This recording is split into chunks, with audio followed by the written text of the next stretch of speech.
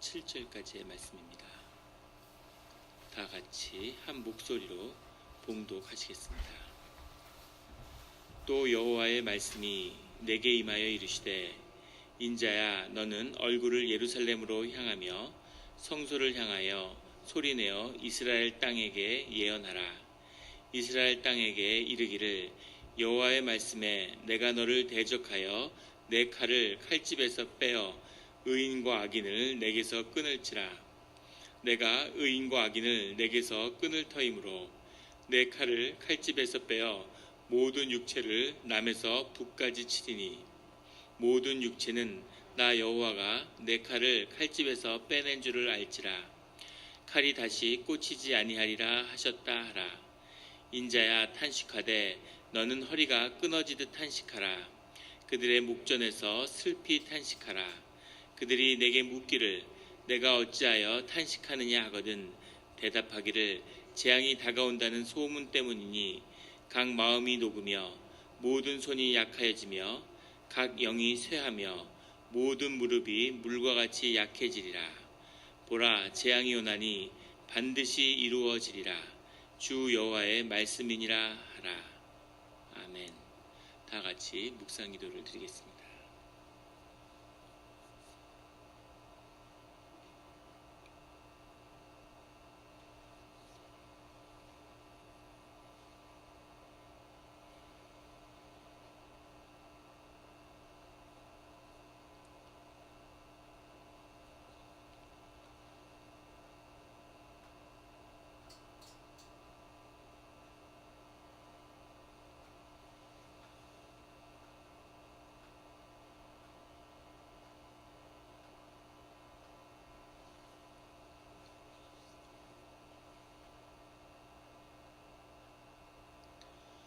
하나님 아버지 감사합니다.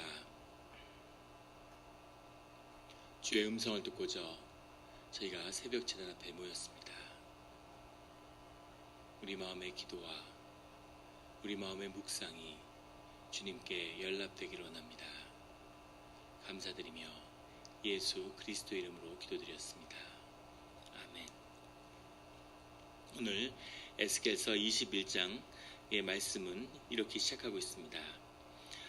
또 여호와의 말씀이 내게 임하여 이르시되 인자야 너는 얼굴을 예루살렘으로 향하며 성소를 향하여 소리내어 이스라엘 땅에게 예언하라.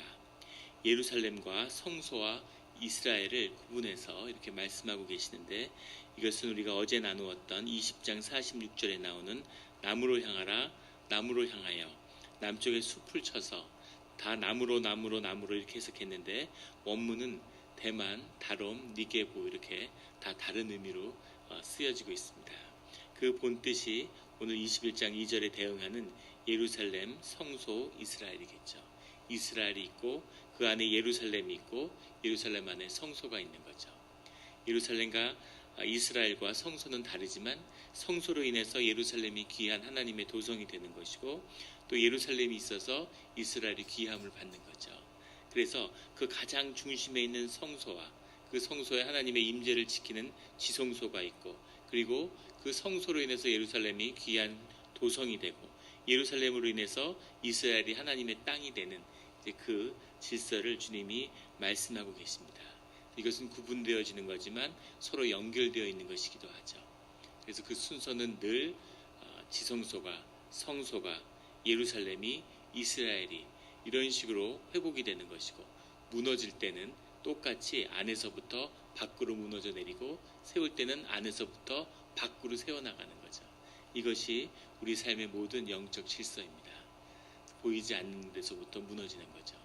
보이지 않는 것이 무너질 때는 그것이 무엇인지 모르지만 그것이 다 무너지고 나면 이제 눈에 보이는 것이 무너지기 시작하는 거죠. 세울 때는 반대로 눈에 보이지 않는 것이 먼저 세워져야 되는 겁니다.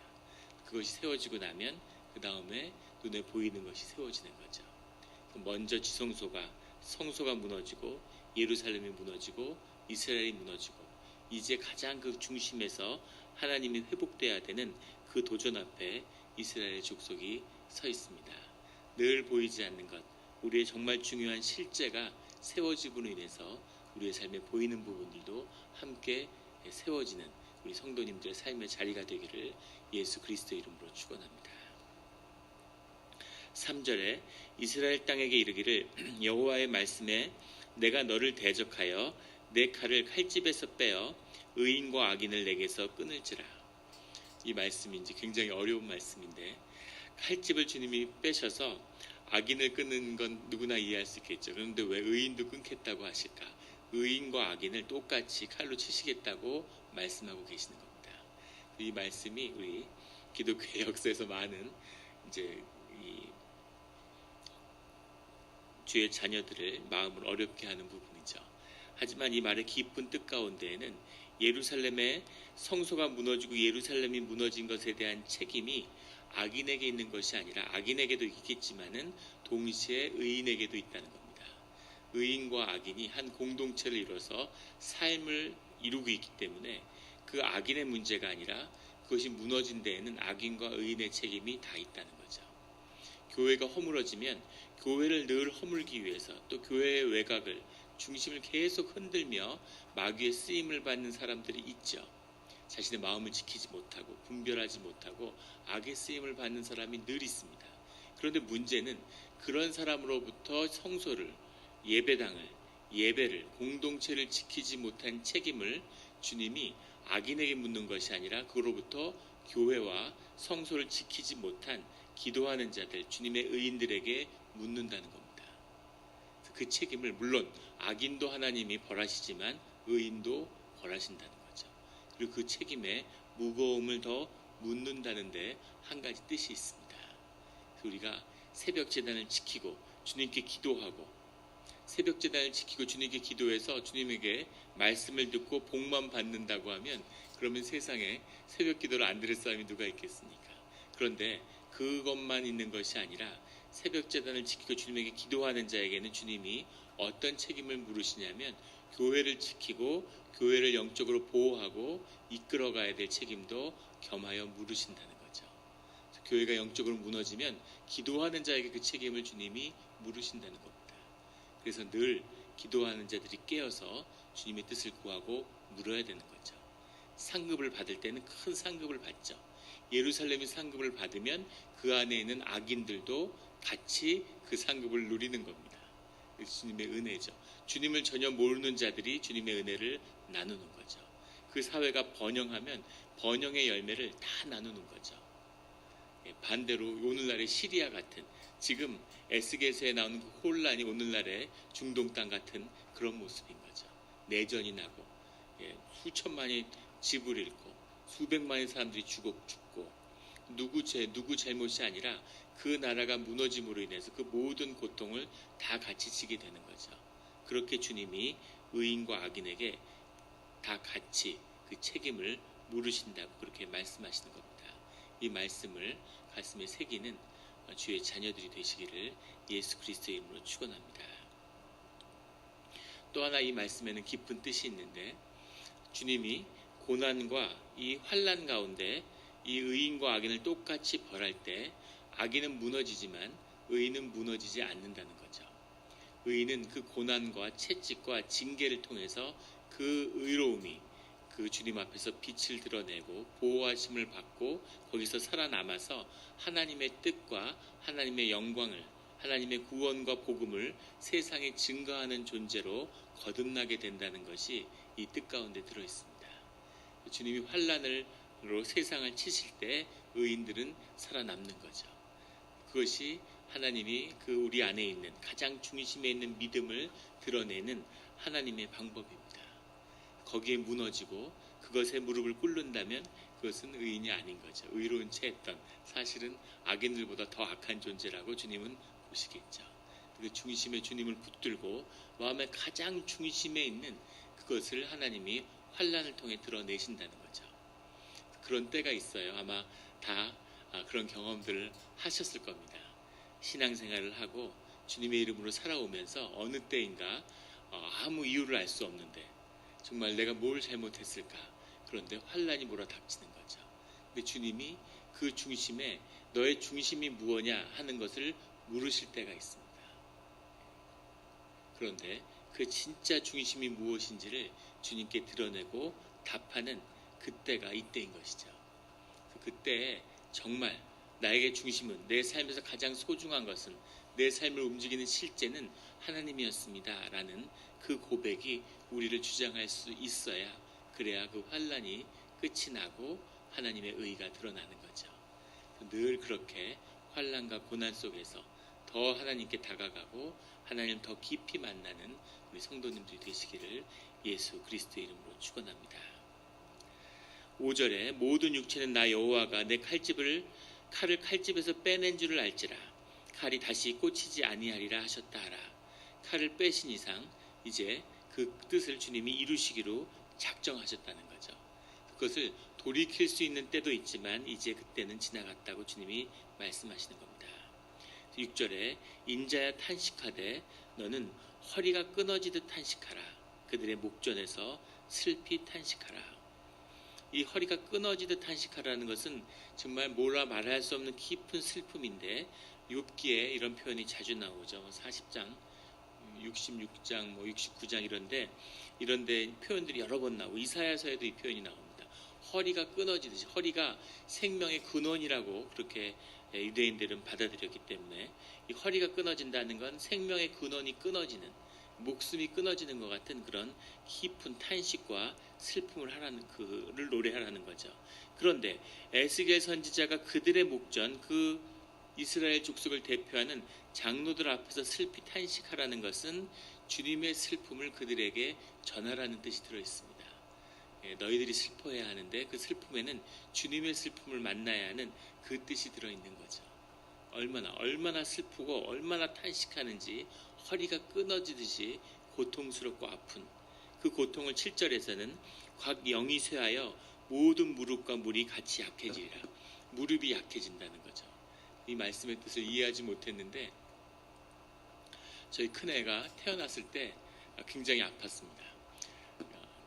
한 6년을 병원 치료를 받았는데, 여러 번 우리 간증에서나 설교에서도 나누기도 했는데, 아이가 이제 그 요로 감염이 되는 거예요. 근데 요로가 형태가 문제가 있으면 수술을 하면 되는데, 얘는 기능에 문제가 있어가지고 수술을 못 하는 거죠. 항생제 치료를 한 6년 받았는데 여러 가지 어려움이 많았습니다. 근데 처음에 발견됐을 때 아이가 태어나서 한 4주, 5주 됐을 텐데 열이 나서 감기인 줄 알고 병원에 갔는데 입원하라 그러더니 점점 심각해져서 신장 수술을 하나 안 하나 막 이런 얘기가 오가는. 근데 몸에 주사 이 바늘이 한 10몇 개가 연결돼 있는 거예요. 완전히 무슨 공상과학에 나오는 것처럼 애가 그렇게 연결돼 있고 병원에 입원해 있는데, 처음엔 신장이 잘못돼서 신장이 감염을 시킨다고 생각해서 굉장히 이제 심각했던 거죠. 근데 병원에서 그 태어난 지 5주 된 애가 입원해서 10몇 방에 이게 링겔 주사가 연결돼 있는데, 그 애가 움직이니까 갓난아이는 애가 움직이지 못하도록 이렇게 무슨 이렇게 플라스틱 같은 걸로 된 걸로 이렇게 다 몸을 고정시켰어요. 그래서 애가 그 안에 꼬치같이 이렇게 갇혀가지고 이렇게 주사가 연결돼 있는 거죠. 근데 그걸 보고 있는데 정말 기가 막힌 거죠. 그래서 중간에 이렇게 앉아 있다가 이제 화장실을 가려고 나오는데, 그때 처음으로 하늘이 노랗다는 말이 왜 나왔는지를, 정말 하늘이 노랗구나, 하늘이 노랗다는 것도 알았고, 그 복도 끝에 화장실이 있는데 화장실까지 가는데 그게 힘드는 거예요. 무릎에 힘이 하나도 없어서 가다가 중간에 의자에 좀 앉아서 쉬다가, 그러다가 다시 좀 기운을 차려서 다시 가고, 화장실 간다 한번 쉬었다 가는. 그래서 이 말씀이 그 무릎과 물과 같이 약해지는, 무릎에 힘이 하나도 없는, 허리가 끊어지는 것 같이 아픈 이제 그런 슬픔이 이런 것이구나 하는 것을 경험했습니다. 그러니까 자식이 아픔, 내가 아픈 건 그렇게 아프지 않죠.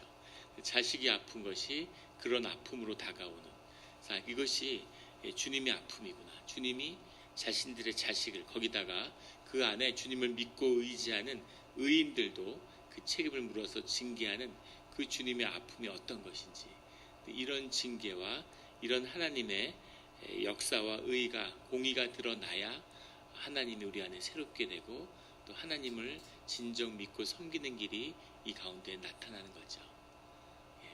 그것이 없기 때문에, 주님이 은혜로 그것을 늦췄기 때문에 사실은 예루살렘이, 이스라엘이 이렇게까지 타락하고 이렇게까지 무너지게 된 거죠. 하나님이 다윗과의 약속을 지키시는 사실 그 은혜가 어떻게 보면 이스라엘과 예루살렘이 이렇게까지 타락한 이유일 수도 있겠습니다. 주님이 이제 이것을 돌이키게 더 이상은 이것을 용납할 수 없는, 이것이 주님이 받아들일 수 없다는 뜻이라기보다는 이것이 더 이상 주의 자녀들에게 있어서는 안 되는, 끊을 때가 된 거죠. 자녀가 미국에서 중학교, 고등학교, 그래서 마리아나가 합법화되니까 학교에서 마리아나가 아주 기승이라고 그래요. 마리아나가 미국의 역사를 바꾸지 않을까. 캘리포니아에서 마약이 합법화된 다음에 알코올 마시는 술 주류 소비량이 15%가 줄었다고 그러죠. 사람들이 마약을 하니까 술을 안 마신다는 거죠. 그것이 미국의 주류 회사들에게 얼마나 큰 충격을 줬는지, 주류 회사들이 이제 마약이 들어간 음료가 아니면 미래가 없구나 하는 것을, 알코올로는 안 되는구나 하는 것을 이제 각성하고, 마약 업체들하고 손을 잡고 마리아나 업체들에게 대규모 몇 빌리언 되는 투자들을 하는 거죠.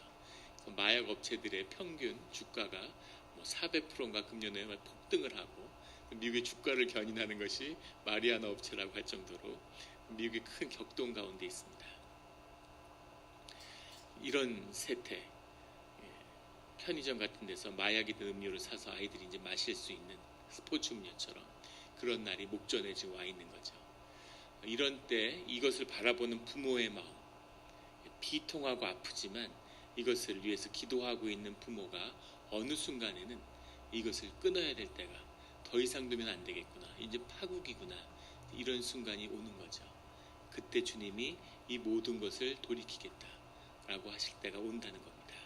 그 아픔과 주님의 깊은 슬픔을 그것으로 해서 같이 통회하는 깨짐 심령으로 울면서 기도하는 주의 자녀들을 주님이 찾고 계시는 거죠. 새벽의 제단이 그런 주님의 마음을 같이 아파하고 기도하는 그런 기도의 자리가 되기를 예수 그리스도의 이름으로 축원합니다. 같이 기도드리시겠습니다.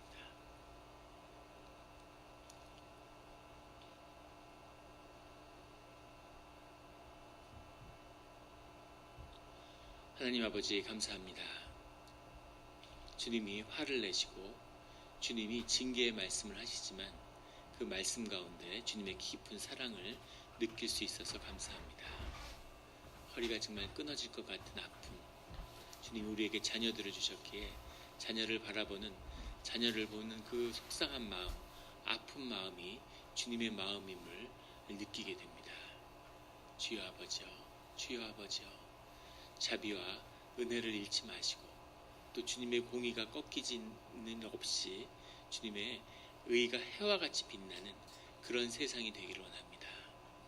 주여 아버지여, 우리의 마음을 깨끗게 하며 기도하며 우리가 주님의 뜻에 따라 기도할 때 그 기도를 주님이 받으시고 주님의 놀라운 은혜와 자비와 능력의 역사가 우리 가운데 이 땅에 이루어지시는 줄 믿습니다. 감사드리며 예수 그리스도 이름으로 기도드렸습니다.